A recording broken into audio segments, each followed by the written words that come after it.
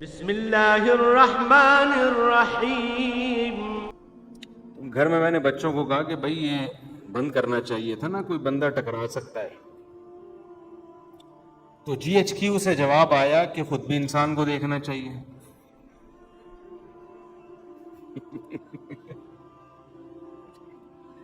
میں نے گھر میں بچوں سے کہا کہ بھائی دیکھو، بندہ واش روم سے نکلتا ہے، سامنے الماری ہے، اگر اس کا وہ شیشے کا ایک کھلا ہوگا تو کوئی بھی ٹکرا سکتا ہے نا۔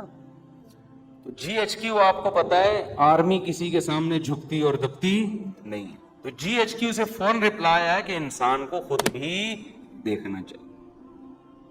تو مجھے ٹکرانے پہ غصہ نہیں آیا، جو جی ایچ کیو سے رپلائی آتا ہے نا، غصہ تو نہیں خیر، لیکن اس پہ میں نے کہا دیکھو بھائی، اصول یہ ہے کہ جب کوئی وزیر اعظم نصیحت کرے نا تو نصیحت کا فوراً رپلائی آنا یہ اچھا، یہ ویسے اصول زندگی گزارنے کے سیکھنے چاہیے۔ اس وقت انسان کہہ دے سوری، اس وقت کیا کہہ دے؟ سوری، یہ ٹھیک ہے، چلو۔ گھروں میں جھگڑے یہیں سے تو ہوتے ہیں۔ اب ہم تو خاموش ہو گئے کہ آگے جی ایچ کیو کے آگے کون بول سکتا ہے، لیکن ہوتا کیا ہے، آدمی پھر جواب میں دیتا ہے۔ میں جب آپ سے کہہ رہا ہوں کہ اس کا دروازہ بند ہونا چاہیے، ہم باہر نکلے، ٹکرا گیا، یہ میری غلطی ہے، آپ کی غلطی ہے؟ ایک تو غلطی آپ کی، اوپر سے آپ کہہ رہے ہو کہ آپ کو دیکھنا چاہیے۔ بھائی میں تو ایک دم سے نکلوں گا نا باہر، تو وہ جواب آگے سے آئے گا، بھائی آپ کے بھی تو چشمہ نہیں لگا ہوا نا، نظر تو ٹھیک ہے، ہم سے غلطی ہو گئی، کھڑکی کھلی رہ گئی ہے، دروازہ کھلا رہ گیا، تو آپ کو بھی تو نظر آ رہا ہے نا۔ اب بتاؤ، اس مسئلے کا قیامت تک کوئی حل ہو سکتا ہے؟ میں جواب میں کہوں گا نہیں، میری غلطی نہیں ہے، کیونکہ انسان جب اچانک نکلتا ہے اور پٹ کھلا ہوا ہو تو ٹکرائے گا، آنکھ بھی پھوٹ سکتی ہے، سر بھی پھٹ سکتا ہے۔ اگلا جواب میں کیا، اس وقت ٹکرائے گا بشرطے کہ آنکھیں بند ہوں، کھلی بھی ہوں تو نہیں ٹکرائے گا۔ گھروں میں جھگڑے یہیں سے شروع ہوتے ہیں، پھر جو لڑائیاں ہوتی ہیں، پھر آگے ابے تو سنتی نہیں ہے، ایک تو میں نصیحت کر رہا ہوں اور پھر اوپر سے جواب دے رہی ہے، پھر یہ وہ، پھر جناب سالے آ گئے ہو، یہ تو تم تو جو سے شادی ہوئی، ہم پچھتا رہے ہیں یار، تمہارا تو کبھی سر ٹکرا رہا ہے، کبھی تمہارے پاؤں ٹکرا رہے ہیں، کبھی تمہارے گھٹنے ٹکرا رہے ہیں، کبھی تم پھسل رہے ہو، تمہارا تو کام ہی ہے، تم تو اندھے ہو، تم تو بہرے ہو، تم تو کاڑے ہو، تم تو لنجے ہو، تم تو ٹنڈے ہو۔ داماد کو جو نا معذور بنا کے لاک ہے، نصیحت سنتی نہیں ہے۔ تو اس کا طریقہ یہ ہوتا ہے کہ جی ایچ کیو سے جب کوئی رپلائی آئے، فوراً کیا کر لو؟ خاموش۔ اچھا سوری، ہماری غلطی ہے۔ کس کی غلطی ہے بھائی؟ ہم ٹکرائے، کسی کی غلطی ہے؟ ہم چپ ہو گئے۔ بعد میں نے کہا یار تھوڑا سا سمجھا دینا چاہیے، سمجھا دیا، سن لیا انہوں نے کہ بھائی جب بھی کوئی نصیحت کرے نا، فوراً آگے سے جواب، اصول ہے، یہ زندگی گزارنے کا اصول ہے۔ کوئی بڑا بھی جب سمجھا رہا ہو بیٹے کو، بیٹا یوں، بیٹا آگے سے جواب نہ دینا شروع کر دے، نہیں اصل میں ایکچولی، بھائی تو سن لے چپ کر کے تھوڑی دیر، تیرا باپ ہے وہ کون ہے؟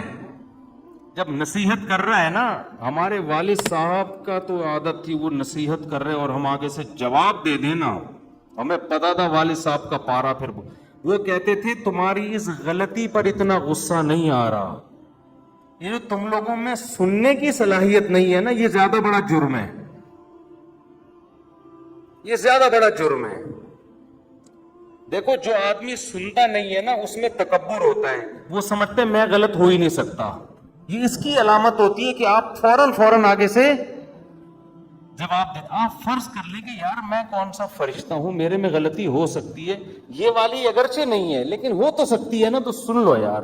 زیادہ سے زیادہ یہ ہو جائے گا میں چھوٹا آپ بڑے، تو کوئی بات نہیں، اس سے کیا ہو جاتا ہے؟ جو مصنوعی عزت حاصل کرنے کی کوشش کرتا ہے وہ کبھی بھی بڑا نہیں بنتا، بڑے ہمیشہ متواضع لوگ بنتے ہیں۔ آج گھروں میں لڑائیاں بہت دفعہ اس لیے ہوتی ہیں، خواتین چپ نہیں ہوتی آگے سے، معذرت کے ساتھ۔ مرد جب کچھ بات کہتا ہے نا غصے میں، تو عورت کو چاہیے چپ، خاموش ہو جائے۔ بعد میں سمجھا دے میاں کو آپ نے یہ جو ارشاد فرمایا تھا ایکچولی یہ غلطی اندھے کون تھے. جب بات چلی جاتی ہے نا تو پھر وہ اتنا مسئلہ نہیں ہوتا. اب آپ گھر میں جا رہے ہیں, گلاس سامنے رکھا ہوا ہے نا, پاؤں لگا ٹھوکر لگ جاتی ہے تو انسان کہتے نہیں گلاس کس نے رکھا.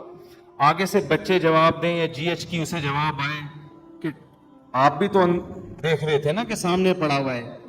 یہ کیا ہوتا ہے, یہاں سے کیا شروع ہو جاتے ہیں فساد. کہ بھائی اب غلطی کی توجیہ کرنے کی ضرورت نہیں ہے, بول تو ٹھیک ہے بھائی آئندہ.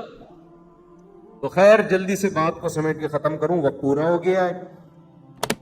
تو شیطان کیا کرتا ہے میرے بھائی, گناہ کو آپ کی نظر میں مزین کر دیتا ہے, جن میں ایک بہت بڑا گناہ ہے دنیا سے دل لگانا. حالانکہ یہ دنیا مسافر خانہ ہے, تو ڈالر جتنا بھی مہنگا ہو رہا ہے بری بات ہے, لیکن یہ سوچ کے تسلی کیا کرو ہماری بیسک ضرورت جو ہمیں مسافر کو چاہیے 2 وقت کی روٹی, سر چھپانے کی جگہ, کم از کم ہماری زندگی میں ابھی اتنے جلدی حالات خراب نہیں ہوں گے کہ یہ روٹی ہم سے چھین جائے. اتنا ڈالر انشاءاللہ مہنگا نہیں ہوگا کہ ہمارے پراٹھے بھی ہم سے چھوٹ جائیں. سمجھتے ہو کہ نہیں سمجھتے؟ وہ انشاءاللہ نہیں چھوٹیں گے. ملک میں گندم پیدا ہو رہی ہے, انڈے الحمدللہ نہیں ملے ہماری مرغیوں کے آ کے ہم سے خرید لینا. میں کہنے والا تھا ایسے ہی لے لینا, لیکن پھر کتنے لوگ آ جائیں گے. تو انڈے پراٹھے انشاءاللہ نہیں چھوٹیں گے. یہ سب چیزیں موٹی موٹی چلتی رہیں گی. ہاں گریویاں چھوڑی جائیں گی, تو گریوی تو مسافر خانے کو یار بیٹھنے کی سیٹ چاہیے, ٹائم پہ کھانا چاہیے, کھڑکی والی سیٹ مل جائے تو زیادہ اچھا ہے. یہی چاہیے ہمیں, تو کھڑکی والی سیٹ ملی ہوئی ہے. تو بس اتنا ہے, تو زیادہ ٹینشن مت لو. سمجھتے ہو؟ شرک پر میں کئی بار بیان کر چکا ہوں. دیکھو ہوتا یہ ہے کہ بعض لوگ ایسے فیملی سے تعلق رکھتے ہیں جن کے ہاں بدعتیں اور شرک ہوتی ہیں.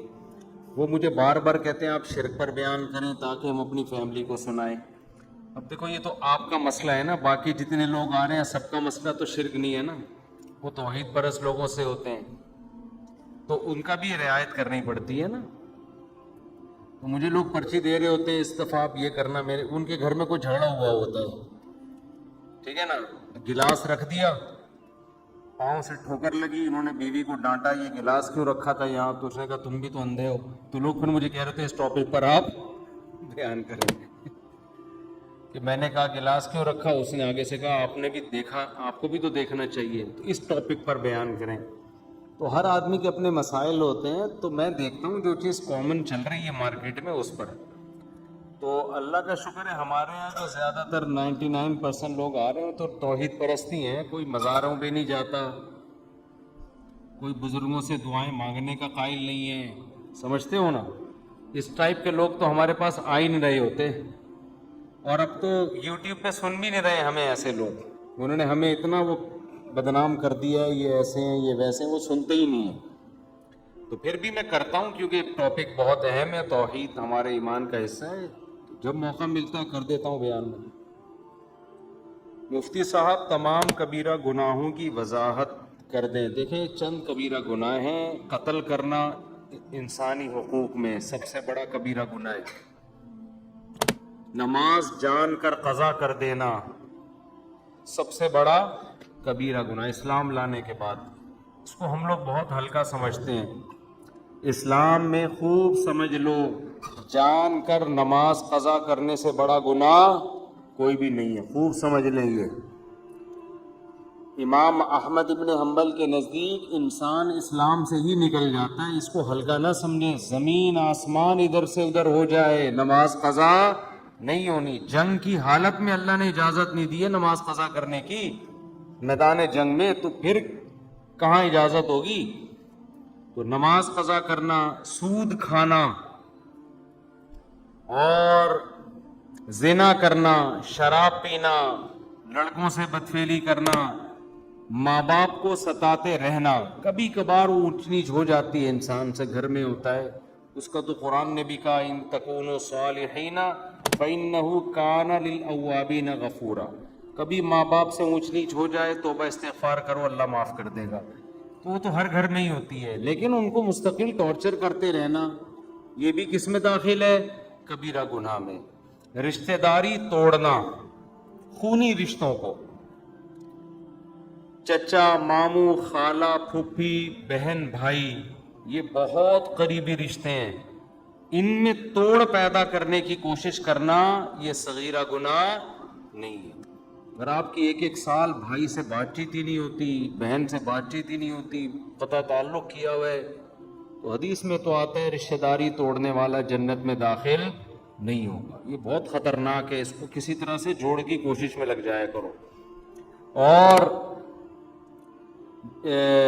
بد نظری کبھی کبھار ہو جائے تو صغیرہ گناہ ہے، بار بار کرتے رہو گے تو وہ بھی کبیرہ میں داخل ہے۔ آج کل ایک حیا کے خلاف مسئلہ ہینڈ پریکٹس کی عادت لڑکوں کو پڑ گئی ہے، کبھی کبھار ہو جائے تو صغیرہ میں داخل ہے، لیکن یہ کام کبھی کبھار نہیں ہوتا، جو کرتا ہے وہ کنٹینیو کرتا رہتا ہے تو وہ بھی پھر کبیرہ میں داخل ہو جائے گا۔ تو اس طرح کے ہیں، جھوٹ بولنا، چھوٹے موٹے جھوٹ ادھر کی ادھر چھوٹی موٹی ٹوپیاں لوگ کرا دیتے ہیں، کبھی کبھار ہلکا پھلکا جس سے کوئی نقصان بھی نہیں ہو رہا کسی کو بڑا، تو یہ صغیرہ میں داخل ہے۔ اور پوری آپ نے پگڑیاں لا کے پہنانا شروع کر دی، ٹھیک ہے نا، اس جھوٹ کی بیس پر لوگوں کی عزتیں اچھل رہی ہیں اور حق اور باطل میں خلط ملط ہو رہا ہے، تو یہ کس میں داخل ہوگا؟ کبیرہ گناہ میں۔ تو قرآن کہتا ہے ان تجتنبوا کبائر ما تنہون عنہ نکفر عنکم سیئاتکم، اگر تم کبیرہ گناہوں سے بچو گے ہم چھوٹی موٹی خطائیں معاف کر دیں گے۔ تو یہ سب کبائر میں سے داڑھی کاٹنا بھی کبیرہ گناہ میں داخل ہے، معذرت کے ساتھ، ٹھیک ہے نا، کیونکہ یہ بھی ایک دفعہ نہیں ہوتا، کنٹینیو لگا رہتا ہے جسم کے ساتھ۔ عورت اگر پردہ نہیں کرتی ہے، پردہ کبھی کبھار بے پردگی ہو جاتی ہے، صغیرہ میں داخل ہے۔ مستقل عادت ہے، کبھی پردہ ہی نہیں کرتی، جیسے عورتیں جو بے پردہ ہوتی ہیں تو کبھی بھی نہیں کرتی، پھر وہ تو وہ پھر کبیرہ میں داخل ہے۔